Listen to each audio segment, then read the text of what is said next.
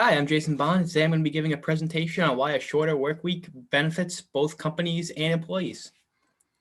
And before I get started on that, I want to talk about the history of the 40-hour work week.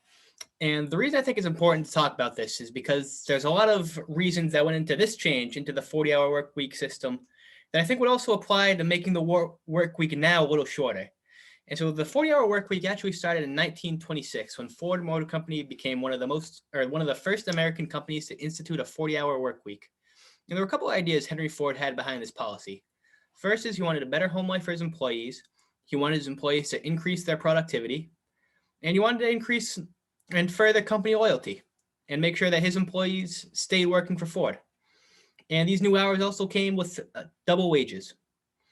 Just Henry Ford really had this idea that it wasn't about getting employees to work as many hours as possible in order to be productive, but more that productivity could be shortened into a lower amount of time and his employees would do better work for him while they were there. And so, like I mentioned there are a couple of benefits for a shorter work week. The one is there's, generally speaking, increased productivity from the employees. They'll do better work and will be able to maintain the rate of work that they usually do in the 40 hours.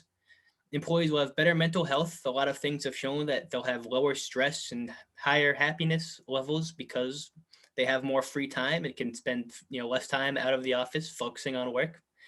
There's also lower absentee rates. So when you're spending less time at work to begin with, a lot of the times employees will say, okay, well, we'll show up to work for, the new schedule because they understand that they have all this free time. They don't need to really take any more time off. And so there are a couple of examples of what a shorter work week would look like. And that I think a couple of businesses could model after and do pretty well. And so first I want to talk about the 6-hour workday, which has been modeled and experimented with a lot in Sweden. And I have a couple of examples. So one is Toyota. Toyota in Sweden has opted to go for the 6-hour workday model. And they have seen a 25% increase in their profit. And they've seen lower turnover and easier recruitment. And so the first line, obviously very good for the company, lower overhead costs with employees using less resources. And so that helps the company. And employees also feel more loyal to Toyota and they want to come work for Toyota because they're offering this pretty good deal over there. There's also a retirement home over in Sweden that experimented with this model. And the nurses there were shown to be 64% more productive compared to the 40-hour work week they were previously doing. They were 20% happier. And the nurses that were in this model took half as much sick leave as the nurses who were working the 40-hour weeks because they simply, wanted to show up to work. There's also another model too. There's also the 4-day work week. And this has been experimented with in a couple of companies. Microsoft Japan has tried this out over the past couple of years. And what they found is that their productivity increased 39.9%.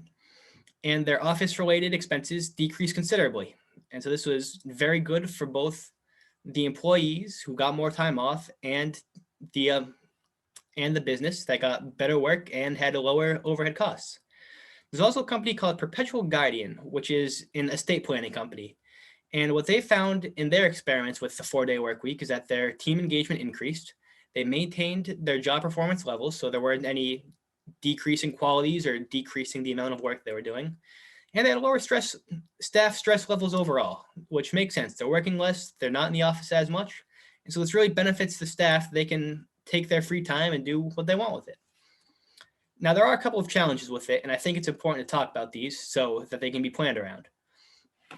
One is scheduling. You need to figure out how much work is going to be done in the shorter amount of time. And a lot of companies have shown the need to prioritize some things in order to make sure they get done.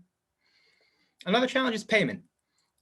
For hourly employees, what they need, if hourly employees are taking less time to work, then theoretically they're getting paid less. And obviously that's not good for the employees, and that's not going to result in a lot of good things. And so that challenge needs to be addressed. And many of the former companies that I talked about in the examples for the shorter weeks have actually shown or have actually tried paying their employees the same amount. So They're getting paid the same amount that they were in the 40-hour week, and it's just the schedule that changed, not their payment, not anything to do with the employment that they had to do.